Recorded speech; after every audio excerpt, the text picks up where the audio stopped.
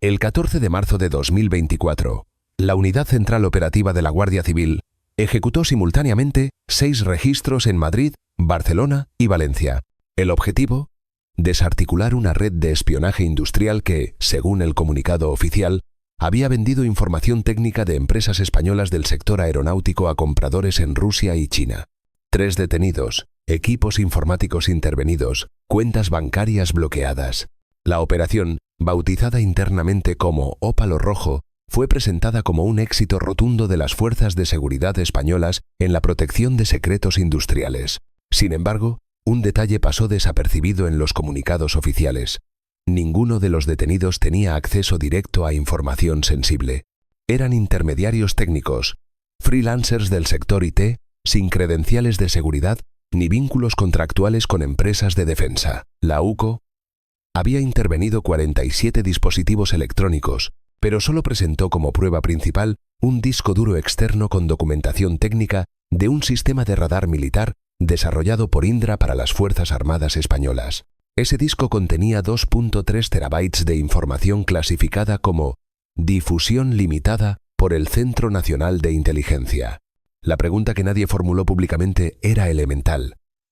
¿Cómo habían obtenido esos archivos 3 programadores sin acceso a instalaciones militares? Lo que los medios no revelaron y lo que este informe expondrá con precisión es que Ópalo Rojo no era una operación de espionaje industrial, era una red de exfiltración de inteligencia militar española, coordinada desde dentro del propio sistema de defensa nacional, con ramificaciones en al menos 4 empresas tecnológicas del sector público y vínculos directos con entidades de inteligencia extranjeras. La UCO no desarticuló una célula de hackers.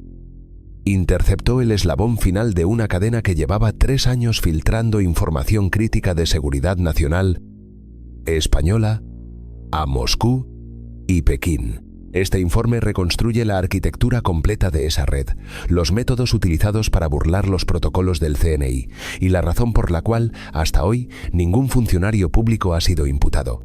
El comunicado emitido por la Dirección General de la Guardia Civil el 15 de marzo de 2024 describía Ópalo Rojo como una operación preventiva contra la sustracción de propiedad intelectual española con finalidad de venta a terceros países. Según la nota oficial, la investigación había comenzado 6 meses antes, en septiembre de 2023, tras una denuncia anónima recibida por el Servicio de Información de la Guardia Civil. La alerta mencionaba la existencia de un grupo que ofrecía documentación técnica de sistemas militares españoles en foros cerrados de la Dark Web, específicamente en plataformas frecuentadas por brokers de información industrial. La UCO identificó a los 3 detenidos mediante análisis de metadatos y seguimiento de transacciones en criptomonedas. Los arrestados fueron identificados como Daniel R.M., de 34 años, ingeniero informático residente en Madrid; Iván S.L., de 29 años, consultor de ciberseguridad en Barcelona; y Laura F.G., de 41 años, analista de datos en Valencia.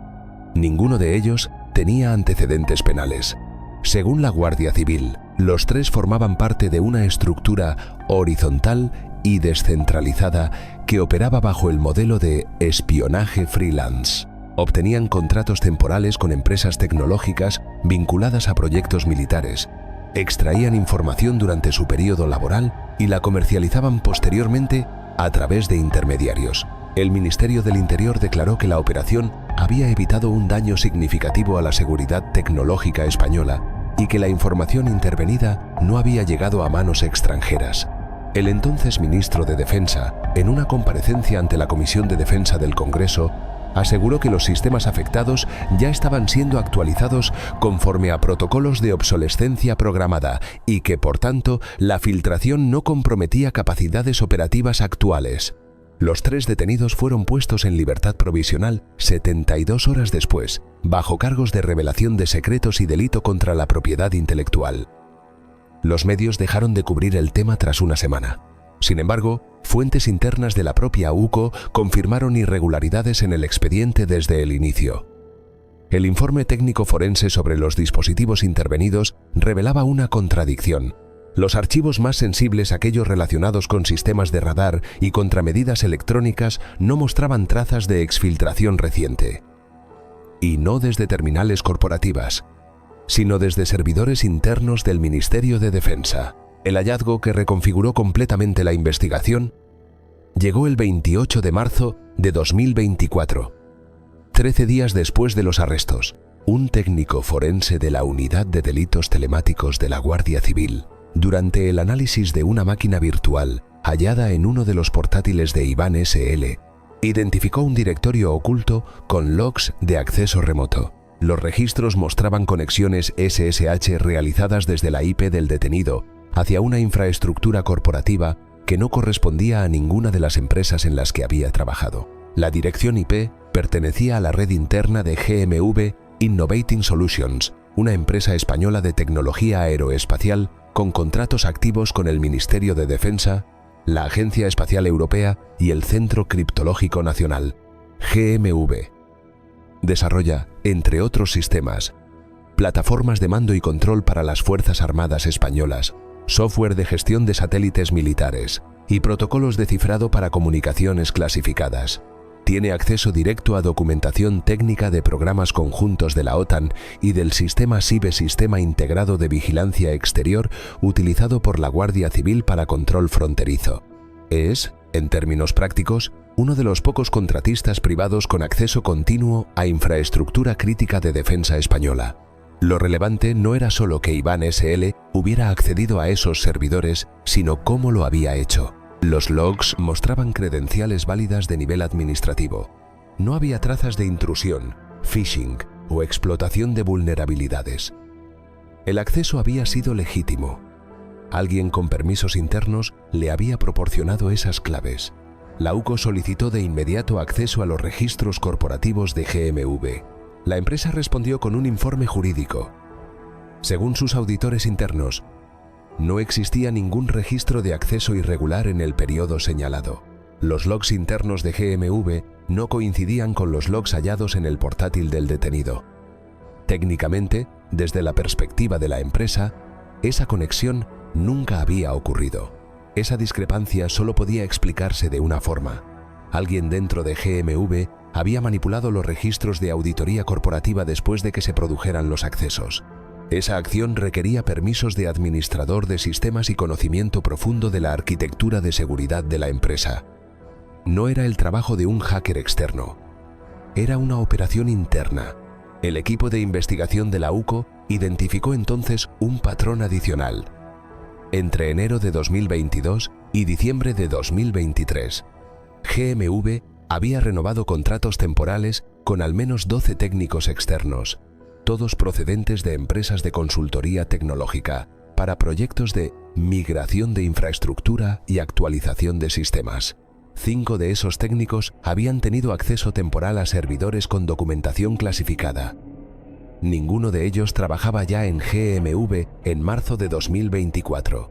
3 de esos nombres aparecían en los metadatos de los archivos intervenidos en ópalo rojo. La conclusión era inevitable. Había sido utilizada como plataforma de extracción por una red que operaba desde dentro del propio sistema de contratación tecnológica del sector defensa español. La estructura identificada por la UCO operaba bajo un modelo de compartimentación celular inspirado en protocolos de inteligencia clásica. Los participantes actuaban en segmentos aislados, sin conocer la totalidad del esquema. Cada célula cumplía una función específica: acceso, exfiltración, transmisión o comercialización. La coordinación entre células se realizaba mediante canales cifrados de comunicación que utilizaban servidores VPN rotatorios y criptomonedas con protocolo Monero para transacciones. El primer eslabón de la cadena era el reclutamiento. Entre 2021 y 2023, al menos 8 técnicos informáticos fueron contactados a través de plataformas de freelancing como Upwork, Fiverr y LinkedIn por perfiles que se presentaban como reclutadores de consultoras tecnológicas especializadas en defensa. Los perfiles ofrecían contratos de corta duración entre 3 y 6 meses, con remuneraciones entre un 40% y un 60% superiores al promedio del mercado español. Los proyectos descritos eran siempre técnicos y aparentemente legítimos. Auditorías de seguridad, migraciones de servidores, actualizaciones de firmware. Los contratos reales se firmaban con empresas intermediarias: Tecnoserve Iberia SL, Cyberlink Consulting SLU y Datasec Solutions España. Las tres eran sociedades limitadas registradas en España entre 2020 y 2021, con capitales sociales mínimos de 3.000 euros y domicilios fiscales en oficinas virtuales de Madrid y Barcelona. Ninguna de ellas tenía página web funcional, redes sociales corporativas ni empleados fijos más allá de los administradores. Los CIF estaban dados de alta.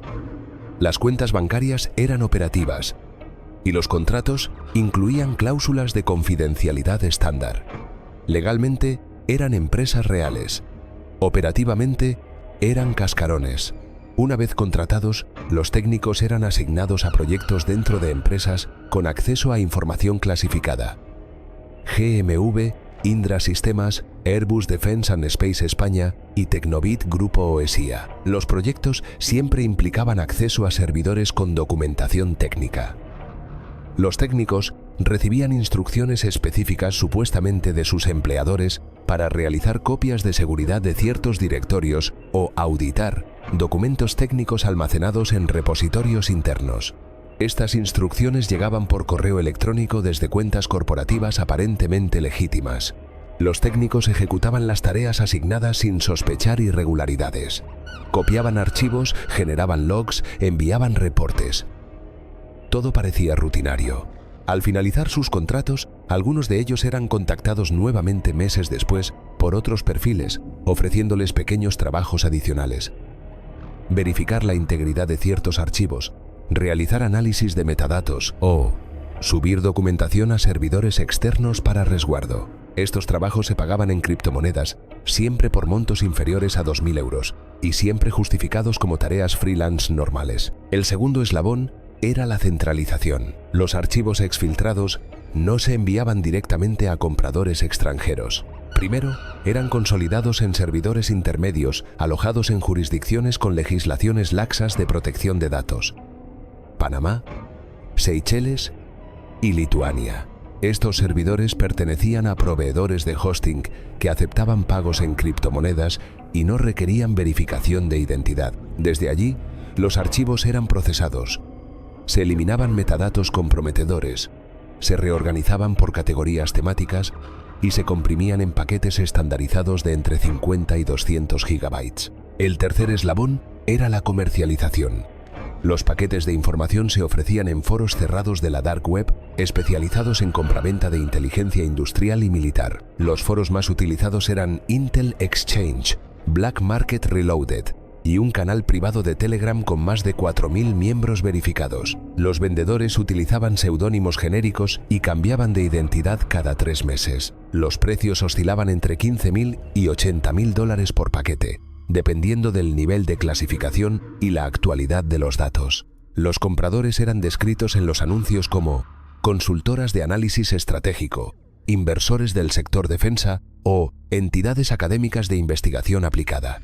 Ninguno se identificaba abiertamente como agencias de inteligencia extranjeras, pero los métodos de pago y las precauciones operativas indicaban profesionalismo institucional. La UCO identificó transacciones por un valor total estimado de 340.000 dólares entre enero de 2022 y marzo de 2024. Las direcciones de destino de los pagos llevaban a exchanges de criptomonedas con sede en Rusia, Emiratos Árabes Unidos y Hong Kong. Las trazas terminaban ahí. El análisis financiero realizado por la Unidad de Delitos Económicos de la Guardia Civil sobre las 3 empresas intermediarias reveló un patrón administrativo idéntico. Todas habían sido constituidas por el mismo despacho de asesoría fiscal, Lexcor Gestión Empresarial, con sede en Madrid. Lexcor es una asesoría de tamaño medio especializada en constitución express de sociedades mercantiles, un servicio legal y habitual en España. Sin embargo, un detalle llamó la atención de los investigadores. El administrador único de las 3 empresas pantalla era la misma persona, un ciudadano español de 52 años llamado Marcos D.P., residente en Torrejón de Ardoz. Marcos D.P. no tenía perfil tecnológico. Su historial laboral lo situaba como administrativo en empresas de logística y distribución. Tampoco figuraba en bases de datos de inteligencia ni tenía antecedentes. Era, en apariencia, un testaferro clásico. Alguien que presta su identidad a cambio de una retribución y no hace preguntas. Durante el interrogatorio posterior a su detención ejecutada discretamente 3 semanas después de Ópalo Rojo, Marcos declaró que había sido contactado en 2020 por un abogado que le ofreció 1.500 euros por facilitar la creación de empresas para clientes extranjeros que deseaban operar en España sin exponerse mediáticamente. Firmó documentos que no leyó. Nunca conoció a los clientes finales. Nunca gestionó ninguna operación de las empresas. El abogado que lo contactó, según la descripción de Marcos, se presentó como socio del LexCorp. Los correos electrónicos utilizados para coordinar la constitución de las sociedades provenían de cuentas temporales ya desactivadas.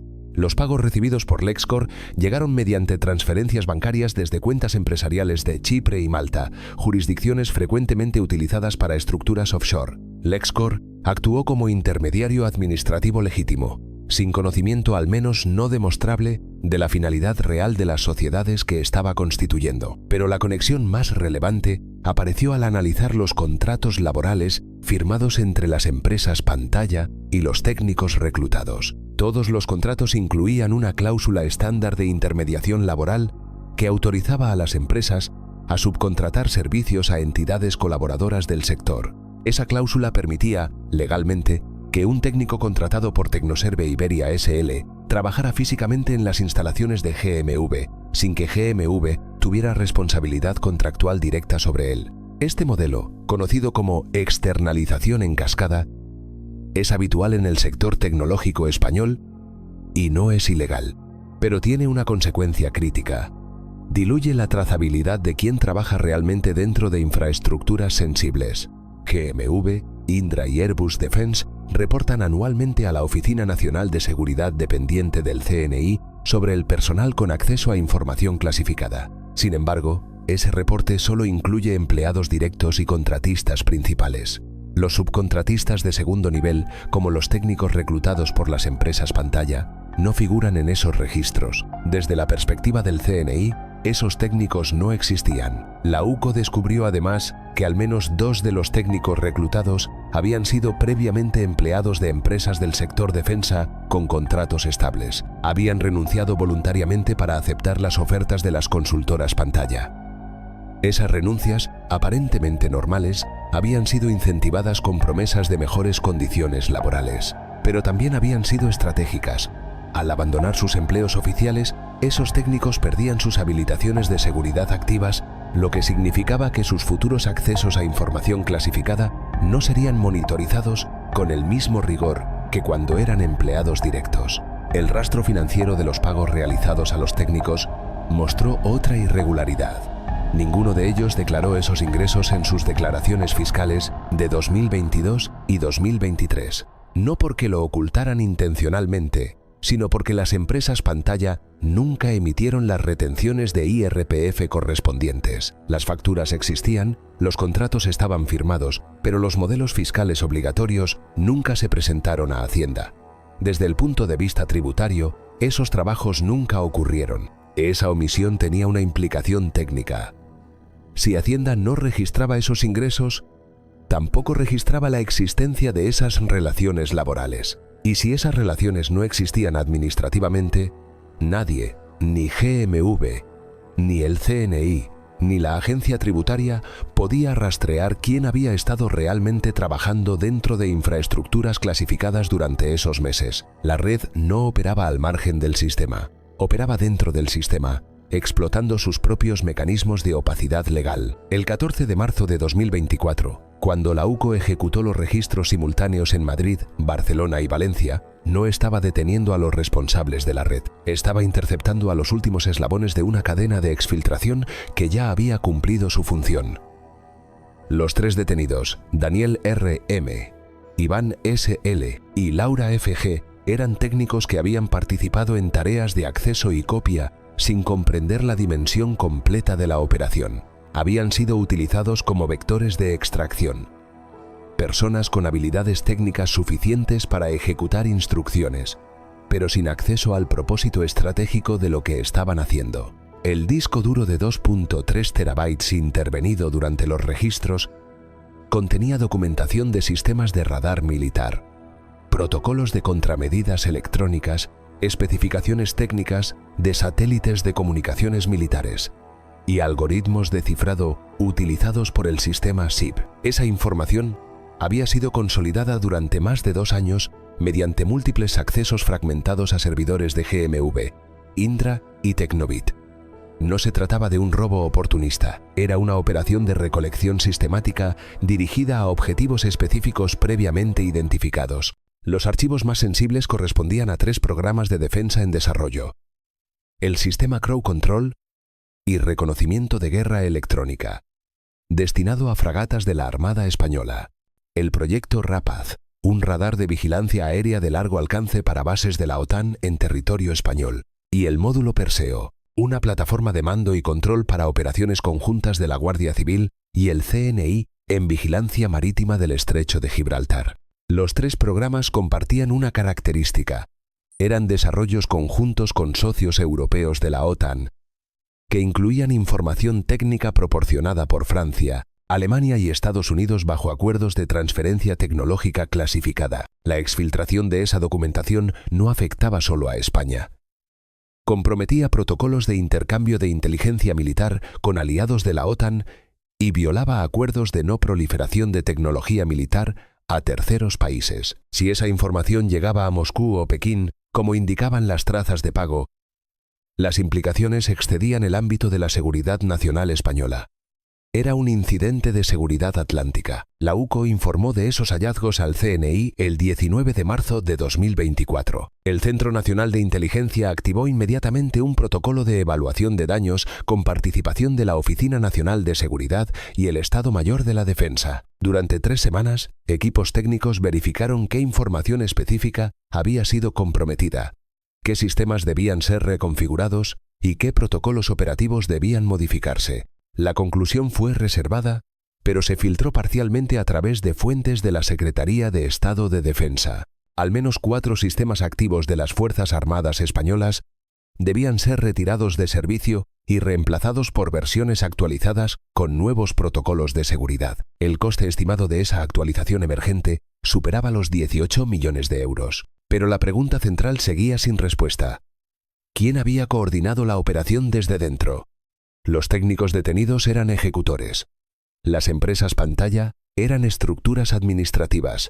El testaferro era un intermediario ignorante, pero alguien con conocimiento técnico profundo del funcionamiento interno de GMV, Indra y Tecnobit, con acceso a información sobre los proyectos clasificados en desarrollo y con capacidad para manipular registros de auditoría corporativa, había diseñado y supervisado la arquitectura completa de la red. La UCO identificó a 4 personas con ese perfil. Todos eran empleados actuales o recientes de GMV con nivel de administrador de sistemas, acceso a documentación de proyectos clasificados y vínculos laborales previos con empresas de ciberseguridad. Ninguno de ellos fue detenido. El CNI solicitó expresamente a la UCO que no se realizaran arrestos adicionales. La razón oficial fue evitar la exposición pública de vulnerabilidades críticas en infraestructura de defensa. La razón implícita era otra. Si se detenía a empleados de GMV, se confirmaría públicamente que la red operaba desde dentro de una empresa con contratos activos del Ministerio de Defensa. Esa confirmación obligaría a una auditoría completa de todos los contratistas con acceso a información clasificada y generaría una crisis política con implicaciones internacionales. Los 4 sospechosos fueron monitorizados discretamente. Ninguno realizó movimientos sospechosos. Ninguno abandonó el país. Ninguno contactó con los detenidos. Siguieron trabajando con normalidad en GMV. El caso se cerró oficialmente con 3 imputados de bajo perfil, acusaciones menores y ninguna mención pública a la participación de empleados de empresas de defensa. El informe final de la UCO, clasificado como secreto, concluyó que la operación había sido coordinada por una entidad externa no identificada con capacidad técnica avanzada y conocimiento profundo del sector defensa español. Esa redacción permitía no señalar directamente a empleados españoles y abría la posibilidad de atribuir la operación a servicios de inteligencia extranjeros. El 22 de abril de 2024, Daniel R.M., Iván S.L. y Laura F.G. aceptaron un acuerdo de conformidad con la Fiscalía. Reconocían los cargos de revelación de secretos a cambio de penas de entre 18 y 24 meses de prisión, suspendidas por ausencia de antecedentes. El juicio nunca se celebró. Los detalles técnicos del caso nunca fueron expuestos públicamente. En julio de 2024, GMV Innovating Solutions renovó sus contratos con el Ministerio de Defensa para el desarrollo de la segunda fase del sistema CROW. El contrato, valorado en 12 millones de euros, fue adjudicado sin concurso público bajo la cláusula de interés estratégico para la seguridad nacional. La empresa no emitió ningún comunicado sobre Ópalo Rojo. Ninguno de sus empleados fue sancionado administrativamente. El CNI no retiró las habilitaciones de seguridad de la compañía. Indra Sistemas y Tecnobit Grupo OESIA continuaron participando en proyectos clasificados de la OTAN sin interrupciones. Airbus Defence and Space España firmó en septiembre de 2024 un nuevo acuerdo marco con el Estado Mayor de la Defensa para suministro de componentes de vigilancia electrónica por un valor superior a 40 millones de euros. Las tres empresas, Pantalla Tecnoserve Iberia SL, Cyberlink Consulting SLU y Datasec Solutions España, fueron disueltas mediante procedimientos administrativos estándar entre mayo y junio de 2024. Sus cuentas bancarias fueron vaciadas antes de la intervención judicial. No se recuperó ningún activo. Marcos D.P., el testaferro, fue condenado a 8 meses de prisión por delito societario, pena suspendida. No volvió a ser interrogado. Los servidores utilizados para almacenar la información exfiltrada, alojados en Panamá, Seychelles y Lituania, fueron dados de baja por sus proveedores de hosting entre marzo y abril de 2024. Según los registros de esas empresas, las cuentas fueron cerradas voluntariamente por los clientes mediante solicitudes enviadas desde direcciones IP de Rusia y China. Los datos almacenados fueron borrados sin posibilidad de recuperación. La Agencia de Seguridad Nacional de Estados Unidos, NSA, fue informada del incidente a través de canales oficiales de coordinación con el CNI. La respuesta fue protocolar. Se tomarán medidas para evaluar el impacto en sistemas compartidos de defensa atlántica. No se realizó ninguna declaración pública. No se suspendieron programas de cooperación tecnológica entre España y sus aliados de la OTAN. En octubre de 2024, un informe confidencial elaborado por la Oficina Nacional de Seguridad, filtrado parcialmente a medios especializados en inteligencia, recomendaba implementar protocolos de auditoría reforzada sobre contratistas externos con acceso a contratistas, información clasificada y revisión de los mecanismos de subcontratación en cascada dentro del sector defensa español. Las recomendaciones aún no han sido implementadas. El modelo de externalización continúa operando sin modificaciones estructurales. Los 4 empleados de GMV identificados como sospechosos de haber coordinado la red siguen trabajando en la empresa. Ninguno ha sido interrogado formalmente. Ninguno ha sido apartado de proyectos clasificados. Desde la perspectiva oficial, no existen pruebas suficientes para proceder contra ellos. Desde la perspectiva operativa, no existe voluntad política para abrir una investigación que expondría las debilidades sistémicas del modelo de seguridad español en contratación tecnológica de defensa. Entre enero y septiembre de 2024, al menos 3 foros de la Dark Web especializados en compraventa de inteligencia militar reportaron la aparición de nuevos paquetes de información técnica relacionados con sistemas de defensa europeos. Los paquetes incluían documentación de programas españoles, franceses y alemanes. Los precios oscilaban entre $20.000 y $100.000. Los vendedores utilizaban seudónimos diferentes a los de Ópalo Rojo, pero los métodos de pago y las precauciones operativas eran idénticos. La UCO mantiene abiertas líneas de investigación sobre posibles redes activas de exfiltración en el sector defensa español. No hay detenidos adicionales. No hay operaciones públicas en curso. El sistema sigue funcionando.